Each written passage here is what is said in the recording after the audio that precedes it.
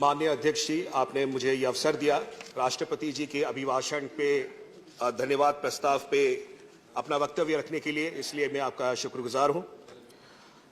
मेरे नेता माननीय मुख्यमंत्री श्री नवीन पटनायक जी की ओर से, बीजू जनता दल की ओर से, मेरी पार्टी की ओर से हम लोग इस वोट ऑफ थैंक्स को समर्थन करते हैं, इस धन्यवाद प्रस्ताव को समर्थन करते हैं।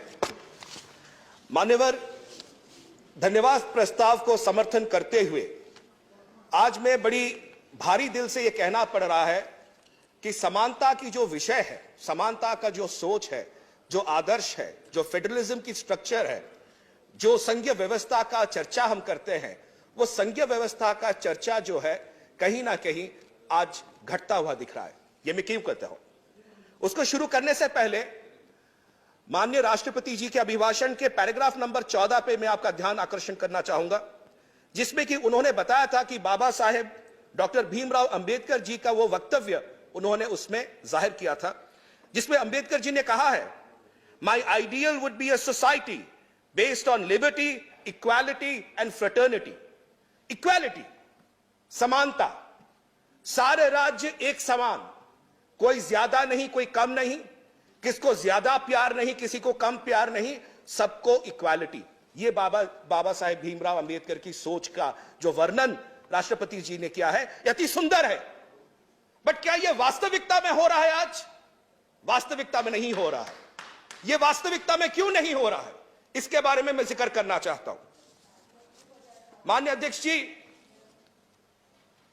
हमारे माननीय मुख्यमंत्री श्री नवीन पटनायक जी ने 2019 में, 2020 में, 2021 में 3 चिट्ठियां लिखते हैं वो केंद्र सरकार को और मांग करते हैं कि प्रधानमंत्री आवास योजना ग्रामीण में 6 लाख परिवार, 6 लाख घर जो कि ज्यादातर आदिवासी भाई बहनों का है, उनको प्रधानमंत्री आवास योजना ग्रामीण में सम्मिलित किया जाए। उसके लिए क्या करना पड़ेगा? केंद्र सरकार का एक आवास पोर्टल है मान्यवर, उस आवास पोर्टल को खोलना पड़ेगा। 3 साल से यह आवास पोर्टल खुल नहीं रहा है, यह खिड़की बंद है और यह खिड़की जो है खुलने का नाम नहीं ले रहा। मगर यह खिड़की किसके लिए खुलता है? यह खिड़की खुलती है उन राज्यों के लिए जिनको कि केंद्र सरकार शायद ज्यादा प्यार करते हैं। इस साल जनवरी 2022 में जब जनवरी 13 तारीख को यह खिड़की खुली, खिड़की किसके लिए खुली? ओडिशा राज्य जो 3 साल से मांग कर रहा है, हमारे माननीय मुख्यमंत्री श्री नवीन पटनायक जी 3 साल से मांग कर रहे हैं, उनके लिए नहीं खुला। खुला किसके लिए? कर्नाटक के लिए। अच्छी बात है, कर्नाटक के लोगों के लिए, उनके 25 लाख परिवारों के लिए यह खिड़की खुली, अच्छी बात है। मगर ओडिशा के 6 लाख आदिवासी भाई बहनों ने ऐसा क्या गुनाह किया है जिसकी वजह से 3 साल से उनके लिए खिड़की नहीं खुल रही है? यह वास्तविकता समझ में नहीं आ रहा। मान्यवर, पैराग्राफ 19 में माननीय राष्ट्रपति जी ने कहा है 1 करोड़ 17 लाख प्रधानमंत्री आवास योजना के घर जो है वो सम्मिलित किए गए हैं, अप्रूव किए गए हैं। अगर 1 करोड़ 17 लाख घरों को आप सम्मिलित कर सके तो 3 साल से 6 लाख आदिवासी भाई बहनों का घर क्यों सम्मिलित नहीं कर पा रहे हैं? क्या दुविधा है? क्या गलत किया है उन्होंने? अगर 25 लाख कर्नाटक के घर जुड़ सकते हैं जनवरी में, तो आज ये 6 लाख घर क्यों नहीं जुड़ पा रहे?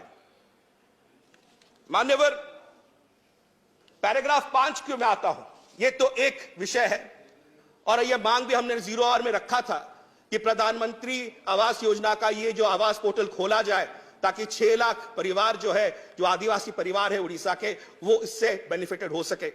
मैं आशा करता हूं कि अगर सरकार सुन रही है तो सरकार इस पे गौर करे। पैराग्राफ 5 में मैं आपका ध्यान केंद्रित करना चाहता हूं। पैराग्राफ 5 में कहा क्या गया है? सबका साथ, सबका विकास, सबका विश्वास, सबका प्रयास। मुझे लगता है कहीं ना कहीं संघीय व्यवस्था में आज सबका साथ नहीं सोचा जा रहा, कुछ राज्यों का साथ सोचा जा रहा है। सबका विकास नहीं सोचा जा रहा। कर्नाटक का विकास सोचिए, अच्छी बात है, उड़ीसा का भी विकास सोच लीजिए, कुछ गलत नहीं है। सबका विश्वास, सबका विश्वास भी लीजिए, कुछ राज्यों का विश्वास क्यों ले रहे? हमारा भी विश्वास लीजिए साथ में। और सबका प्रयास, आज सारे राज्य प्रयास कर रहे हैं, सारे राज्य आगे बढ़ने की कोशिश कर रहे हैं। उड़ीसा राज्य माननीय मुख्यमंत्री श्री नवीन पटनायक जी के नेतृत्व में दृढ़ता के साथ आगे बढ़ रहा है।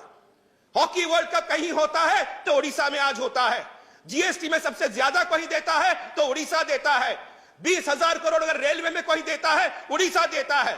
खनिज अगर आज देश को कोई देता है, उड़ीसा देता है। मगर जब तक आता है उड़ीसा की बात, आप नकार क्यों देते हैं? उड़ीसा को आपको चाहिए जीएसटी के लिए, माइंस मिनरल्स के लिए, बट उड़ीसा को जो हक है वो क्यों नहीं मिल रहा? उसके ऊपर मैं एक बिंदु बोलना चाहूंगा। पैराग्राफ 22 पे जो लिखा गया है, मैं उस पर अब आना चाहता हूं। पैराग्राफ 22 में कहा गया, माननीय, empowerment of farmers and rural economy. जो किसान हैं उनको सशक्त किया गया है, अच्छी बात है। और सरकार ने रिकॉर्ड प्रोडक्ट प्रोक्योरमेंट किया टू मैच रिकॉर्ड प्रोडक्शन, यह भी अच्छी बात है। रिकॉर्ड प्रोडक्शन हुआ देश में, किसानों ने किया, और रिकॉर्ड प्रोक्योरमेंट केंद्र सरकार ने किया, अच्छी बात है।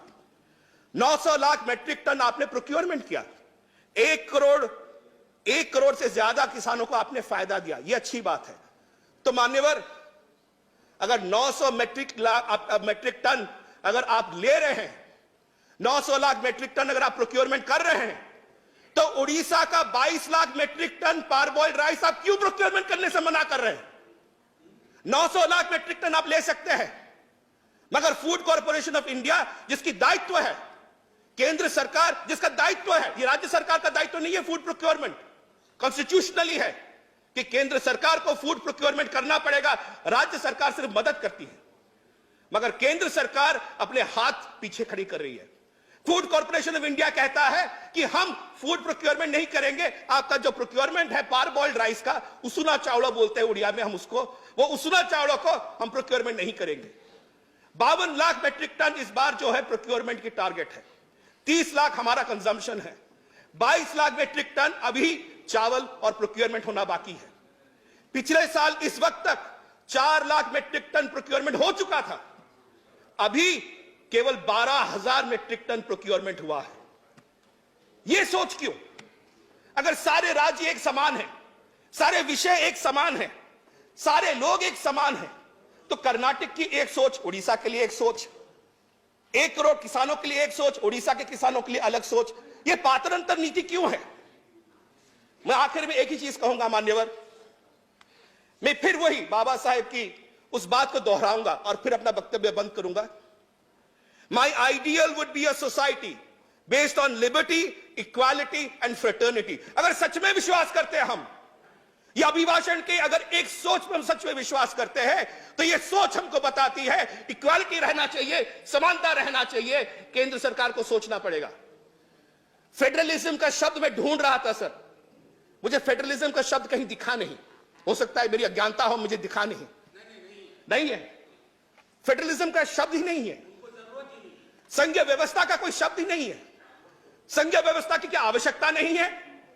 यह संघीय व्यवस्था आउट ऑफ कॉन्टेक्स्ट हो गया, आउट ऑफ सिलेबस हो गया, या आउट ऑफ डेट हो गया।